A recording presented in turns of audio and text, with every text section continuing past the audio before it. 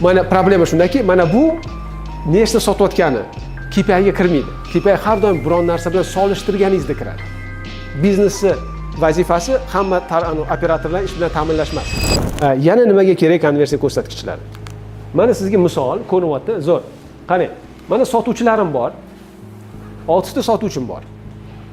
Bittasi 22 ta sotyapti oyiga, bittasi 15 ta sotyapti, 14 ta, 11 ta, 8 ta, 5 ta sotyapti. Nima bo'lishidan farqi yo'q. Yoki misol uchun mijoz jalb qilyaptimi deysizmi, farqi yo'q.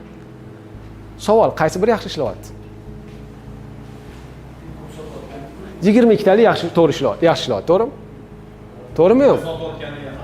Beshpul foyda olayotgani ham yaxshi, mayli, kelinglar, hozir foydagacha bormaymiz-da.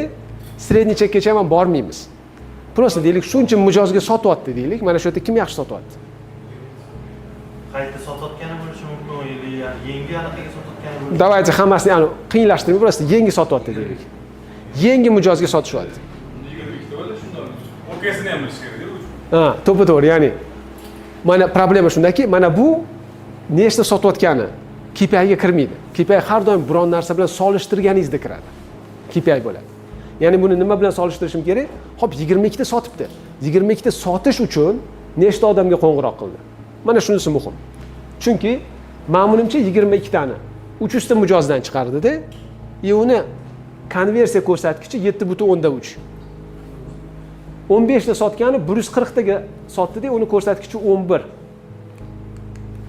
Mana bu ko'rsatkichi 90 tadan 14 ta chiqardi. Ya'ni 15% buni anusi konversiyasi. Ko'payib boryapti. Ma'muniki 44%, 25 tadan 11 ta anu chiqaribdi. Buniki 16%, buniki 14%. Qaysi biri yaxshiroq sotayotgan ekan endi? Endi foiz yaxshi sotuvchi to'g'ri. Nima? Yaxshi sotuvchi. Ha, qaysi biri yaxshiroq sotyapti? Ya'ni foizga nisbatan ha, ya'ni misol uchun mana bunaqa qarang, mana bunaqa o'ylang.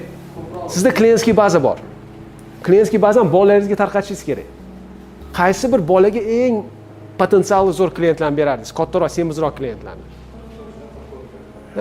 Ya'ni hattoki mana shunaqa sistemalar bor. Zvonoklarni o'zi tarqatadi-ku.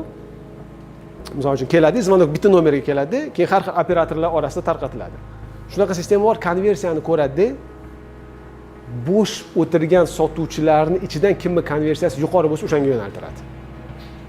Ya'ni zvonok kirib keldi, iloji bo'lsa, mana misol sarvar zo'r sotyaptim, iloji bo'lsa, sarvar zanit bo'lsa, keyingi yaxshiroq sotuvchiga.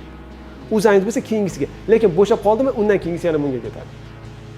To есть biznesni vazifasi hamma operatorlar ish bilan ta'minlash emas.